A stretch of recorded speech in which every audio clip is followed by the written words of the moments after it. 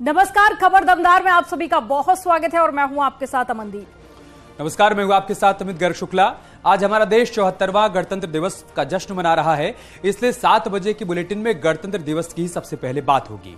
दिल्ली के कर्तव्य पथ पर पहली बार निकाली गई परेड ने राष्ट्रपति द्रौपदी मुर्मू को सलामी दी, जिसके बाद भारत की सैन्य शक्ति और जवानों के कदमताल ने दुनिया को अपना दम दिखाया। तो वहीं उत्तर प्रदेश में राज्यपाल आनंदीबेन पटेल ने 74वें गणतंत्र दिवस के मौके पर ध्वजारोहण किया। इस मौके पर मौजूद रहे मुख्यमंत्री योगी आदित्यनाथ ने देश को एक भारत सशक्त भारत का संदेश दिया। इसके साथ में मुलायम सिंह यादव को मरणोपरांत पद्म विभूषण देने पर सूबे में सियासत भी शुरू हो गई है, जिसकी शुरुआत करते हुए समाजवादी नेता स्वामी प्रसाद मौर्य ने पद्म विभूषण सम्मान को मुलायम सिंह यादव का अपमान बताया और नेताजी को भारत रत्न देने की मांग की। इस बयान के बाद डिंपल यादव भी मौर्य के सुर में सुर मिलाती हुई नजर आई और मुलायम सिंह यादव को भारत रत्न से सम्मानित किए जाने की मांग की। तो 74वें गणतंत्र दिवस के मौके पर राजधानी दिल्ली में कर्तव्य पथ पर भारतीय सेना का शौर्य और पराक्रम देखने को मिला। इससे पहले राष्ट्रपति द्रौपदी मुर्मू ने राष्ट्रीय ध्वज फहराया और तिरंगे की सलामी ली। तो इस मौके पर में सेना और केंद्र और साथ ही राज्य सरकार के विभिन्न विभागों की ओर से झांकी भी निकाली गई। कर्तव्य पथ पर आयोजित इस समारोह में प्रधानमंत्री नरेंद्र मोदी, मिस्र के राष्ट्रपति भी मौजूद रहे।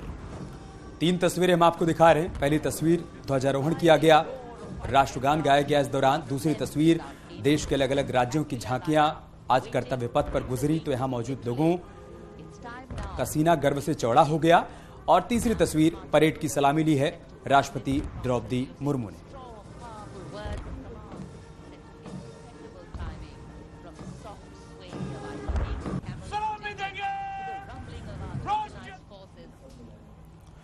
चौहत्तरवां गणतंत्र दिवस देश में धूमधाम से मनाया जा रहा है। लखनऊ में यूपी विधानसभा पर सुबह राज्यपाल आनंदीबेन पटेल ने तिरंगा फहराया और इस मौके पर सीएम योगी आदित्यनाथ भी मौजूद थे। विधानसभा पर हेलीकॉप्टर से पुष्प वर्षा की गई। सेना के 45 दस्तों ने मार्च किया। भीष्मा 90 टैंक, युद्ध टैंक और आधुनिक मशीन गन से लैस सेना के वाहनों का प्रदर्शन किया गया। तो Uttar Pradesh ATS, UP police और साथ ही यूपी होमगार्ड के जवान ने भी यहां पर मौजूद रहे, जिन्होंने मार्च किया। साथ ही लखनऊ और कानपुर के कई स्कूलों के बच्चे भी मार्च पास्ट और कार्यक्रम पेश करने के लिए पहुंचे। इस दौरान हजरतगंज चौराहे पर परेड देखने के लिए भारी भीड़ भी उमड़ी। तो प्रदेश की ताकत देखकर लोगों ने गर्व की अनुभूति करते हुए तालियों से जवानों का हौसला अफजाई की, उनका स्वागत किया। ये 3 तस्वीरें आपको दिखा रहे हैं उत्तर प्रदेश से।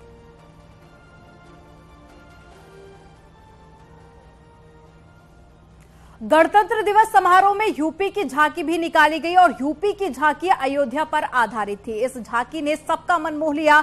आज भी जो झांकी है वो ये देखिए आप तस्वीरों के जरिए, और यूपी की झांकी आकर्षण का केंद्र भी रही, जिसमें अयोध्या को दिखाया गया था। और ऐसा दूसरी बार हो रहा था जब गणतंत्र दिवस के मौके पर आकर्षण का केंद्र यूपी की झांकी रही।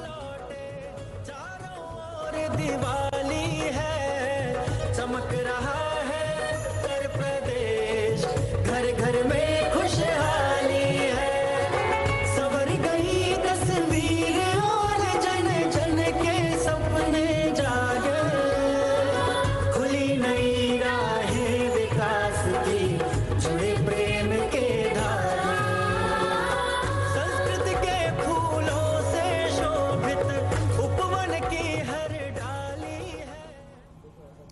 इधर राष्ट्रपति भवन में एट होम सेरेमनी का आयोजन किया जा रहा है। इस मौके पर प्रधानमंत्री मोदी, केंद्रीय गृह मंत्री, रक्षा मंत्री राजनाथ सिंह समेत कई वीआईपी मेहमान इसमें शामिल हुए हैं। हम आपको तस्वीरें दिखा रहे हैं। हर साल गणतंत्र दिवस की संध्या पर राष्ट्रपति भवन में एट होम का आयोजन होता है। तो तस्वीरें आप देखिए राष्ट्रपति भवन की, प्रधानमंत्री नरेंद्र मोदी इन तस्वीरों में आपको नजर आएंगे। और हर साल गणतंत्र दिवस की संध्या पर राष्ट्रपति भवन में आयोजन होता है एट होम का, और कई सारे वीआईपी मेहमान इसमें शामिल होते हैं। केंद्रीय गृह मंत्री अमित शाह, रक्षा मंत्री राजनाथ सिंह, खुद प्रधानमंत्री नरेंद्र मोदी भी आपको इन तस्वीरों में नजर आ रहे होंगे।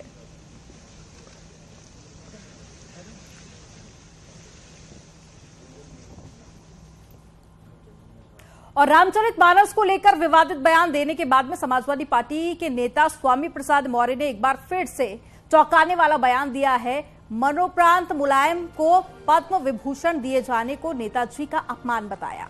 समाजवादी पार्टी के नेता मौर्य ने ट्वीट कर बीजेपी पर निशाना साधा। यह भी कहा कि मुलायम सिंह यादव भारत रत्न के योग्य थे, लेकिन पद्म विभूषण देकर उनका मजाक बनाया गया।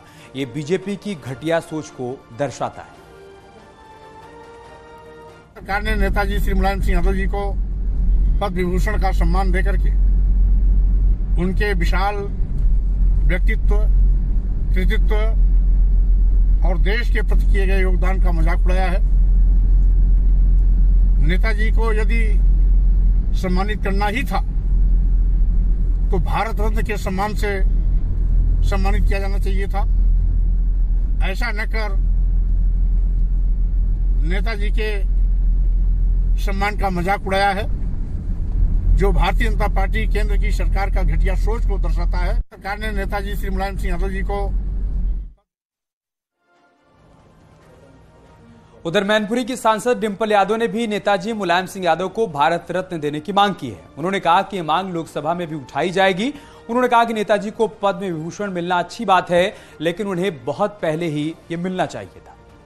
नेताजी को भी आज जो सम्मानित किया जा रहा है पद्म विभूषण से, तो किस तरह से देखते हैं? मेरा मानना है नेताजी का सम्मान पहले ही हो जाना चाहिए था और हमारी मांग रहेगी आने वाले समय में कि हम नेताजी को भारत रत्न देने की मांग करेंगे सरकार से। तो वहीं बदायूं से बीजेपी सांसद डॉक्टर संघमित्रा मौर्य ने अपने पिता स्वामी प्रसाद मौर्य के बयान का समर्थन किया। उनका कहना है कि उनके पिताजी ने रामचरितमानस को लेकर जो कुछ कहा था उस पर बहस नहीं बल्कि विश्लेषण होना चाहिए। उन्होंने कहा कि जिन हिस्सों को लेकर सवाल उठ रहे हैं वो खुद श्री राम के चरित्र के विपरीत हैं। ये कहना है संघमित्रा मौर्य का।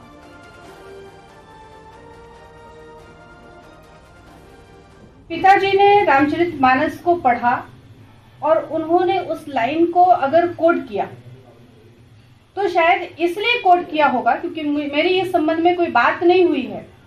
शायद इसलिए कोट किया होगा क्योंकि वह लाइन स्वयं भगवान राम के चरित्र के विपरीत है।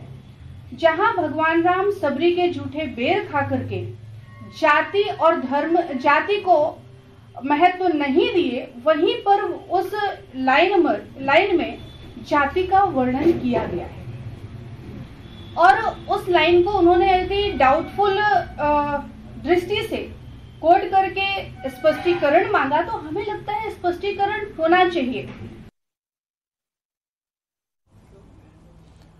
तो संघमित्रा मौर्य का यह बयान, उनका यह कहना है कि उनके पिताजी ने रामचरितमानस को लेकर जो कुछ भी कहा है उसका विश्लेषण होना चाहिए, उस पर विवाद नहीं होना चाहिए।